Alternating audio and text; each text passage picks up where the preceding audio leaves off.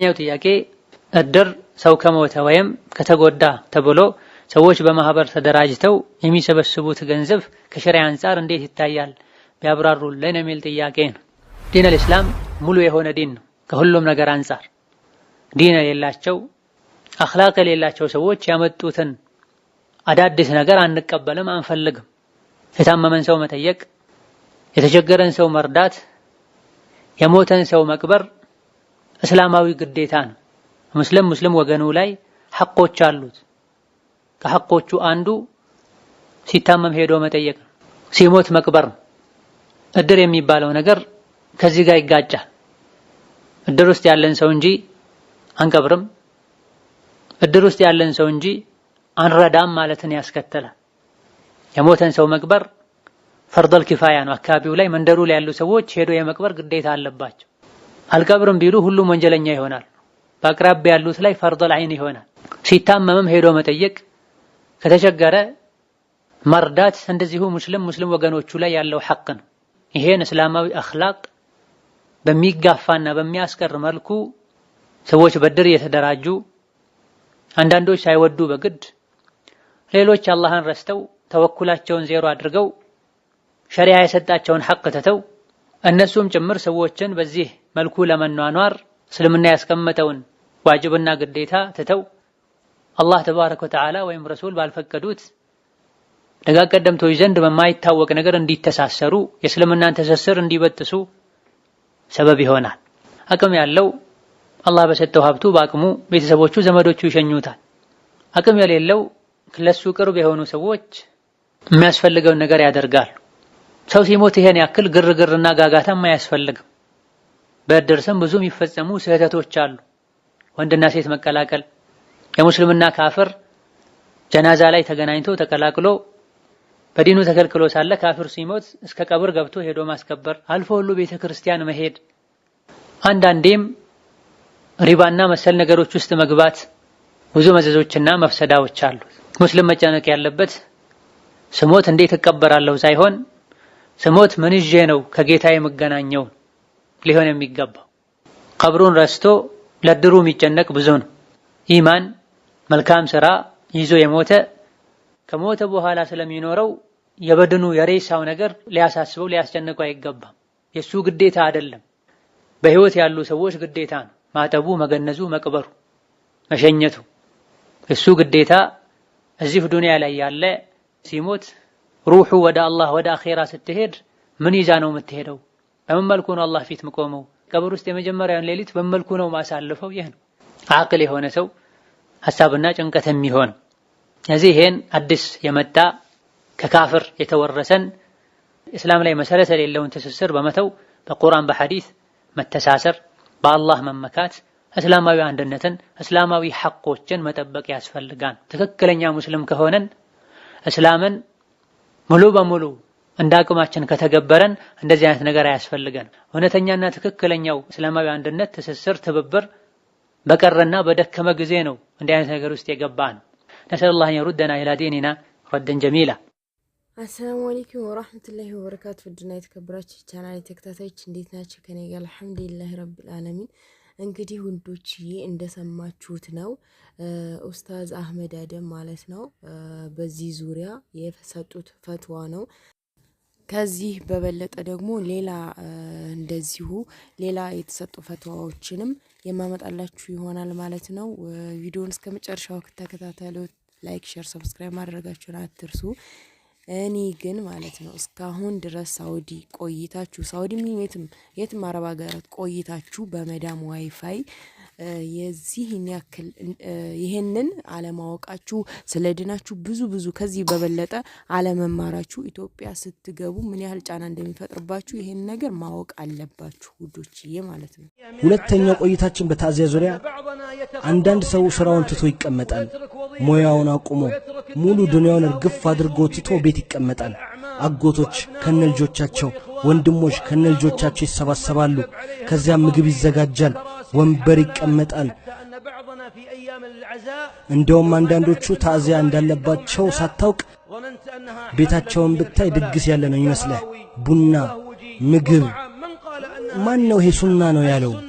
ሱናው በሟች ቤት ውስጥ ከሟች ቤተሰብ ውጪ ማንም አይመገብ ነው የሚለው። ሚስቱ ልጆቹና ቤተሰቦቹ ብቻ ለነሱ የሚበቃቸው ምግብ መስጠት ነው የሚገባው። ቁልፋቸውን መረከብ አይደለም። አንዳንዶቻችንማ ቀብር ቦታ ላይ ዛሬ ራት እኔ ጋር ናችሁ ይባባላሉ። ሰዎች ሆይ ሰውየው እኮ ሞቷል፣ እነሱ ግን ቀብር ላይ ይገባበዛሉ። አንዱ የመጀመሪያውን እኔ ነኝ ይላል፣ ሁለተኛው ደግሞ ራት እኔ ጋር ናችሁ ይላል። ሱናው ነብያችን ሰለላሁ ዐለይሂ ወሰለም ለጃዕፈር ቤተሰቦች ምግብ ስሩላቸው ነው ያሉት፣ ለቤተሰቦቻቸው ብቻ። አስማዕ ቢንት ዑመይርና ከሷ ጋር ላሉ 4 ልጆቿ። ሰዎች ከስራቸው መቋረጣቸውም ሱና አይደለም። ከጧት ጀምሮ እስከ ሌሊቱ 6 ሰዓት ይቀመጣሉ። ይሄ በሱና አልተቀመጠም። በሐዲስም በሰሂህም ሆነ በቀደምት ሰለፎች እንዲህ የሚል አልመጣም። ታዚያ ለሟች ልጆች ብቻ ነው የሚደርሰው።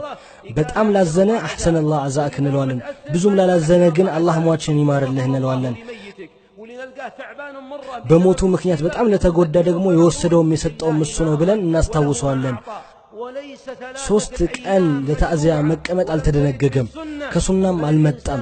መንገድ ስታገኘው መስጂድ ውስጥ ሰላም ብለኸው ታዚያ ልትደርሰው ትችላለህ፣ ወይ ቤት መሄድህ ግዴታ አይደለም። አንዳንዱ ከቀብሩ በፊት ሲቀበር የመጀመሪያው ቀን፣ ሁለተኛው ቀን፣ 3ኛው ቀን ድረስ ታዚያ ይሄዳል። 3ኛው ችግር በታዚያ የታዚያ መድረኮች የጩኸት፣ የሳቅ፣ የሐሜትና የወንጀል መድረክ መሆናቸው ነው። ከቀብር ከተመለሱ 1 ሰዓት 2 ሰዓት በኋላ ጨዋታው ይከፈታል። እንዲያውም አንዳንዶች በታዚያ ቦታ ላይ ስለ እግር ኳስ ሁሉ ያወራሉ፣ ስለ ክለብ። ይህ ነው ታዚያ? ይህ የአመጽ መድረክ ነው፣ የኢባዳ መድረክ ሊሆን አይችልም። ይህ ደግሞ ሟቹን ይጎዳዋል እንጂ አይጠቅመውም። እውነት የሞተውን ሰው የምትወደው ከሆነ በግ ከምታርድ የበጎቹን ዋጋ 3000 ሪያል የውሃ ጉድጓድ አስቆፍረህበት ወይም ለምስኪን ለግሰው። ይህ ነው ለሟች ውዴታን መግለጽ። የሟች ቤተሰብ አደጋ ላይ ሆኖ መኝታ አጥተው ትንሽ እየተኙ ውስጣቸውም ውጫቸውም ደክመው እያለ ድግስ አዘጋጅተህ ጥጋበኛን ማብላት፣ ይህ ሁሉ ከሐዲስ አልመጣም፣ አልጸደቀምም። እንደውም ይህንን ማድረግ የረሱል ሰለላሁ ዐለይሂ ወሰለም ሱናን መጻረር ነው። አላህ ይማራቸውና ለሟቾች ከምር ዱዓ አድርጉላቸው። የተጎዱትን ብቻ አጽናንታችሁ ቤተሰቦቻቸውን ትውት አድርጉ። ልጆችንም በሚበቃቸው ያህል መግቧቸው። ይህ የምናያቸው ቡና፣ ፍራሽ፣ ምንጣፍ፣ ወንበር ግን አላህ መረጃ ያላወረደባቸው ነገሮች ናቸውና አላህ የሙስሊም ሟቾችን ቀብር የጀነት ጨፍ ያድርግላቸው። ወሰለላሁ ዐላ ሰይድና ወሐቢብና መሐመድ። ውዶችዬ እንግዲህ ይሄንን ይመስላል። ከዚህ በላይ ያው የተለያዩ መረጃዎችን ማቅረብ ይቻላል እና ይሄንን ይመስላል ያለው ነገር። በተለይ ኢትዮጵያ ላይ ደግሞ የባሰ ነው። አረብ ሀገርም እኮ አለ እንደዛ። ታውቃላችሁ እኮ አረብ ሀገር ሀታ ሮመዳን ገብቶ የማይጾሙ ሮመዳን ገብቶ ሺሻና ጫት የሚበሉ አሉ። ሮመዳን ሳይጾሙ የማይሰግዱ የማይቀሩ አሉ አይደል እንዴ? ስለዚህ ከኛ ሀገር የሚለይ ነገር አይደለም። ሁሉም ቦታ ላይ ያለ ሰዎች አሉ፣ ካላ ያፈነገጡ ሰዎችም አሉ። እና ወዶችዬ በነገራችን ላይ እኔም ልጅም እየሳልን ነው እና ደቂቃ ስለማይበቃኝ እንጂ ከዚህ በላይ ራሱ የተለያዩ ፈትዋ የተሰጡበትን ትምህርት የተሰጡበትን ላቀርብላችሁ ይችል ነበር። ግን እናንተ ፈልጋችሁ ሰርች አድርጋችሁ እስኪ ስለ ቅሬና ስለ እድር ጉዳይ የሚለውን ብዙዎቻችሁ እኔ ያስገረማችሁኝ በቀስ አናቅም እንዴ ሐራም ነው እንዴ ምናምን እያላችሁ ብዙ ኮሜንት አይቻለሁኝ። እንደውም እንደ ጋዜጣ የተጻፈ ሁላ አይቻለሁኝ። ኮሜንት ገብታችሁ ማንበብ ትችላላችሁ። በትናንትናው ቪዲዮ ላይ ችግር የለውም እስከ ማስረጃ ቅሬዎች እኮ መቅበር ብቻ ሳይሆን በሬ ቢሞትብሽ ተከፋፍለው ይገዙሻል ምናምን ድረስ በጣም ብዙ ነገር ነው እየተባለ ያለውና እናንተ አረብ ሀገር ላይ ተቀምጣችሁ ወላሂ የዲናችሁን ካልተማራችሁ ይሄ ሞት ነው። በቃ ይሄን ካልተማራችሁ በቃ ሙተናል ብላችሁ አስቡት። ዋይፋይ ተመቻችቶ በመዳም ዋይፋይ ምንም ገንዘብ ሳታወጡ ካርድ ሳትሞሉ በነፃ እየተጠቀማችሁ ዲናችሁን አለመማራችሁ በራሱ ይሄ ትልቅ ሞት ነው እና ራሳችሁን ካሁኑ ጠይቁት። እና ቴሌግራም ግሩፖች ብዙ ቴሌግራም ቻናሎች የሱና ቻናሎች ሞልተዋል እና እዛ ገብታችሁ ዲናችሁን ተማሩ። ቢያንስ እንኳን ታላላቅ የምንላቸውን የሚያጠፉንን ነገሮች መተው አለብን እና ይሄን ልላችሁ ፈልጌ ነው። ወደ ኢትዮጵያ ከመግባታችሁ በፊት ይሄንን በደንብ አውቃችሁ ዲናችሁን በደንብ ተምራችሁ ብትመጡ የተሻለ ነው ብዬ ነው የማስበው። ለዛሬ ይዤላችሁ የመጣሁት ቪዲዮ ይሄን ይመስል ነበር። ላይክ፣ ሼር፣ ሰብስክራይብ ማድረጋችሁን አትርሱ። በቀጣይ ቪዲዮ ተመልሼ እስከመጣ አላህ ሰላማችሁን ብዝት ያደርግልኝ። አሰላሙ አለይኩም ወራህመቱላሂ ወበረካቱ።